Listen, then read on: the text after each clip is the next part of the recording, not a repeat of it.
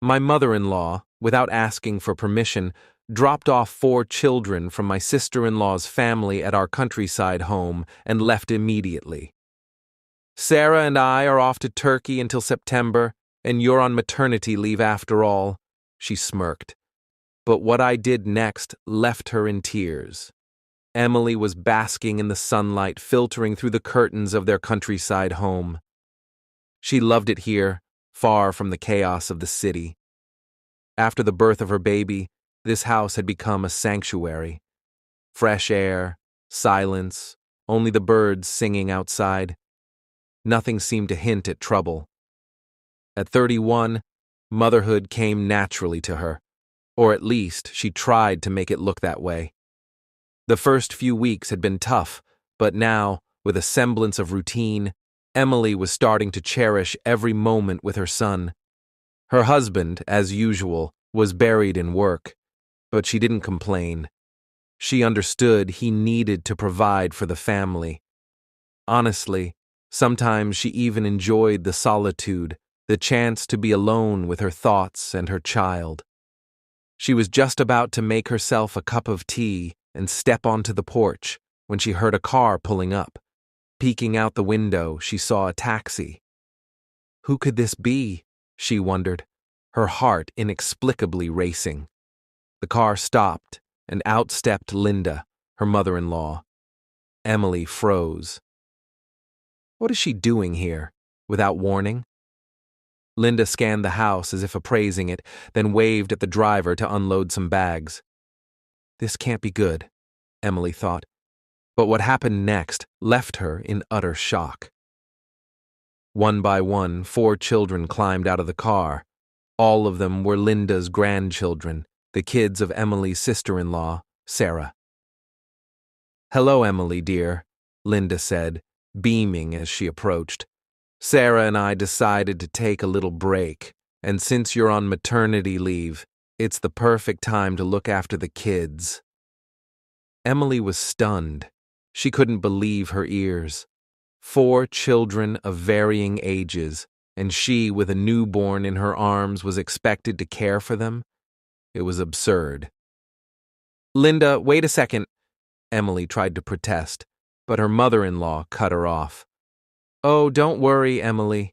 They're such good kids. Everything will be fine. Linda patted the oldest boy on the head and nudged the children toward Emily. I've left everything they need. I've got to run. Sarah and I are off to Turkey until September. Have fun. Without waiting for a response, Linda hopped back into the taxi and drove off. Emily stood on the porch, dumbfounded, watching the car disappear. Around her, the children were already clamoring for food, drinks, and games. She looked at them. The oldest seemed about 7, the others younger. One of them, a curly-haired little boy, clung to her leg, mumbling something. Emily bent down to hear him. I need to pee, he whispered. Emily sighed. Great start, she thought. She ushered the kids into the house, where chaos reigned. Toys were strewn everywhere, and their belongings were scattered haphazardly. Emily tried to restore some order, but the children wouldn't let her take a single step without demanding something. One tugged at her arm, another begged for cartoons, and a third wailed for their mother. Emily checked the fridge. Empty. Linda, of course, hadn't bothered to leave any food for the kids. She rummaged through the kitchen cabinets, a few packets of pasta, some rice, a can of beans. It wouldn't last long. She tried calling her husband.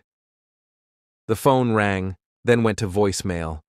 She left a message, but deep down she knew he wouldn't call back soon. He was always distant, consumed by work, leaving all household matters to her. Panic began to creep in. She was alone with 4 unfamiliar children and a newborn. No food, no help.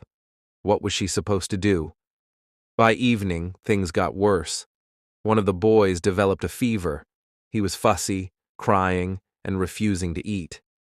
Emily didn't know what to do. She tried giving him fever medicine, but it didn't help much. She called her husband again. Voicemail.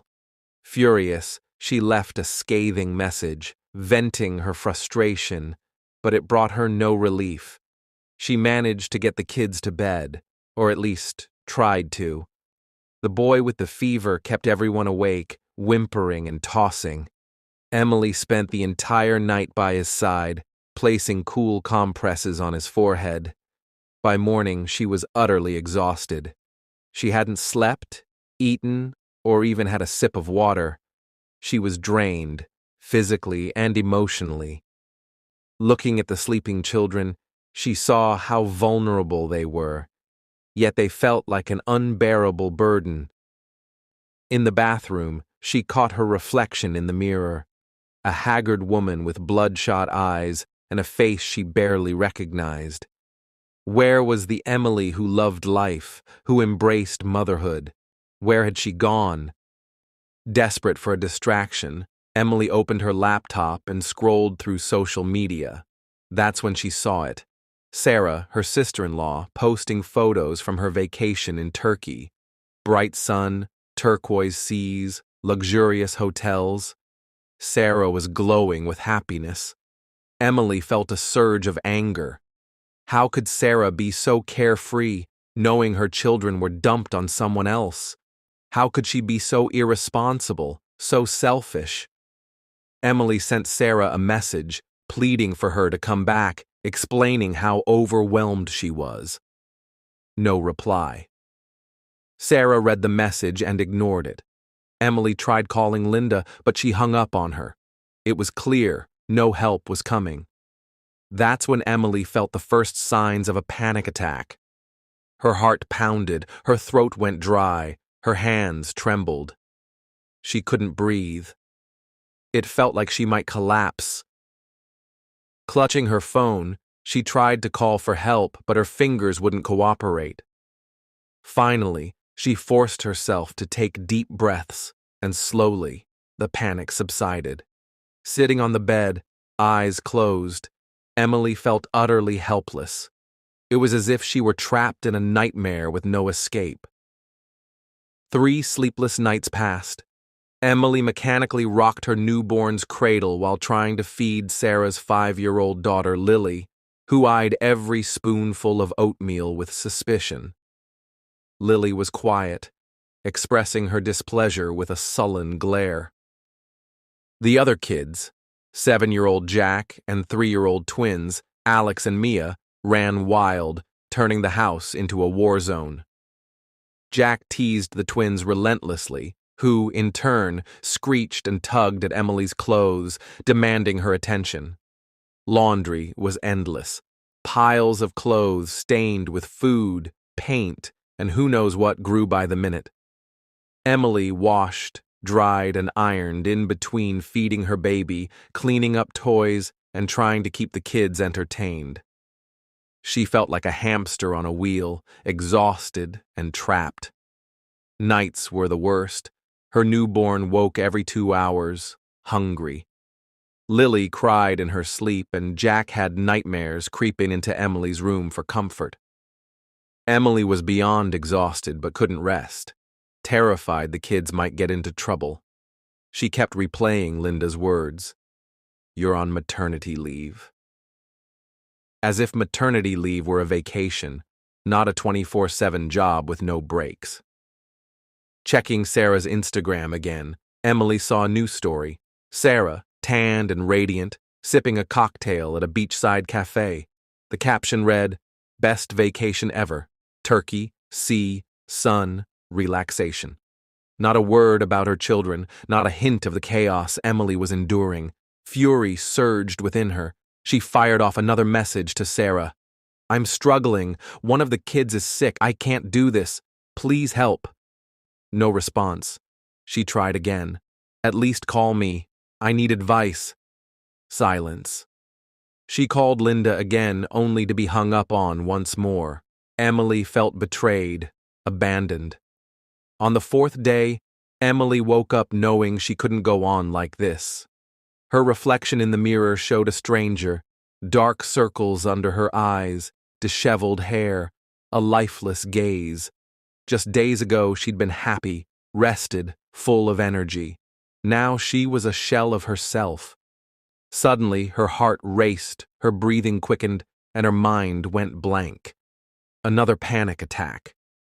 She tried to calm herself, but it wasn't working. It felt like the world was collapsing. Stumbling over a toy, she fell to her knees. The children, frightened, gathered around her, their worried faces blurring together. Emily couldn't pretend everything was fine anymore. She couldn't keep playing the role of the perfect mother who could handle it all alone.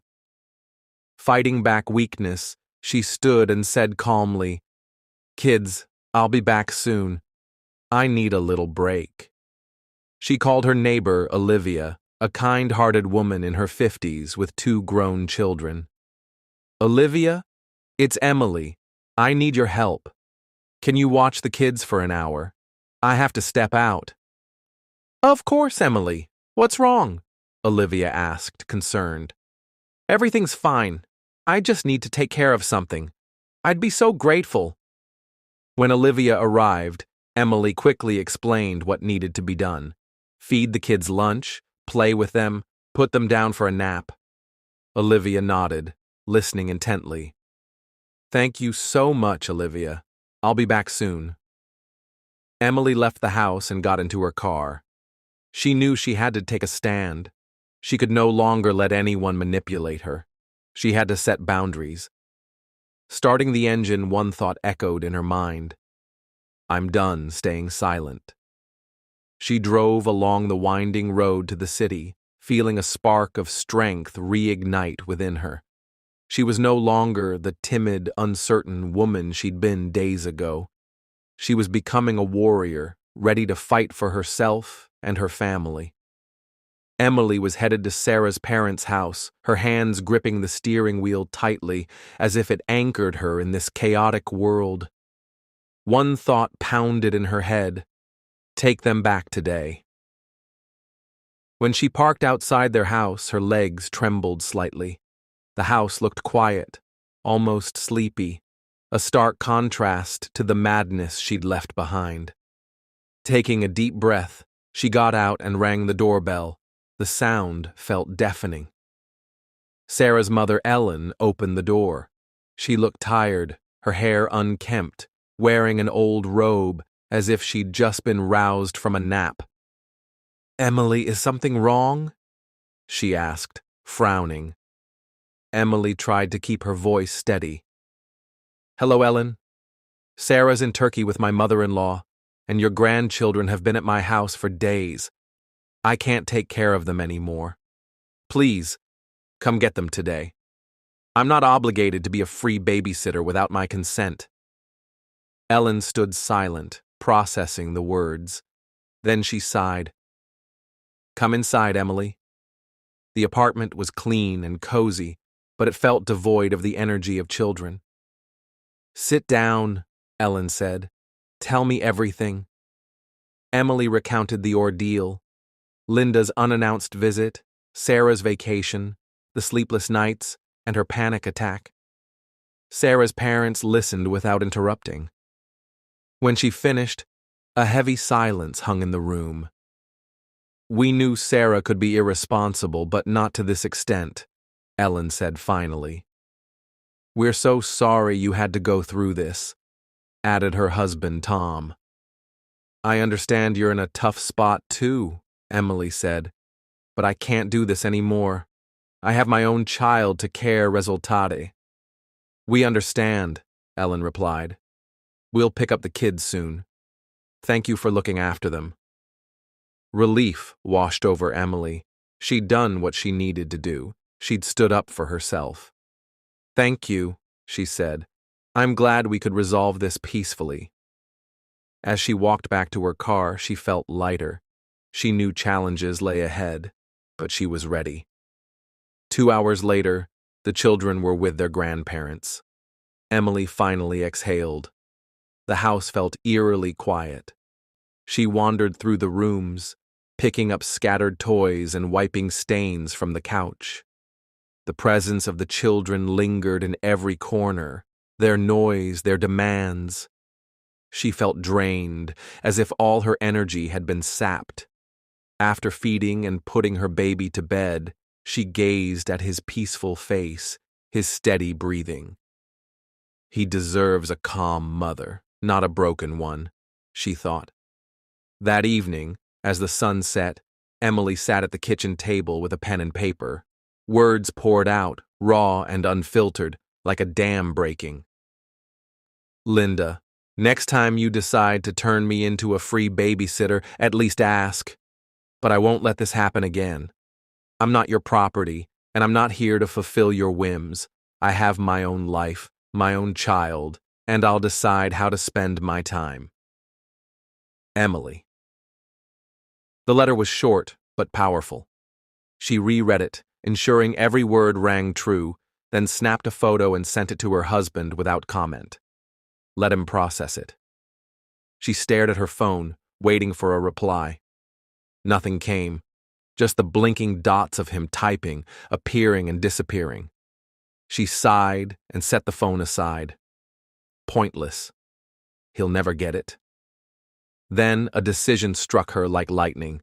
She picked up her sleeping baby, packed a small bag, and left the house.